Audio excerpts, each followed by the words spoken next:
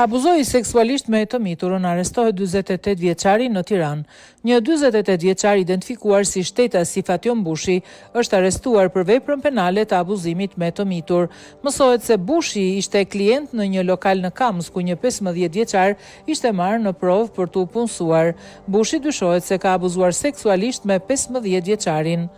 Specialistët për hetimin e krimeve të Komisariatit të Policisë numër 5 e arrestuan shtetasin FB 48 vjeç, si dhe u referuan materialet në prokurori ku nisi procedimi në gjendje të lirë për shtetasin të G 37 vjeç, pasi shtetasi FB dyshohet se ka kryer marrëdhënie seksuale me dhunë me një shtetas të mitur i cili ishte i punësuar në mënyrë të kundraligjshme nga shtetasi të G, thuhet në njoftimin e policisë.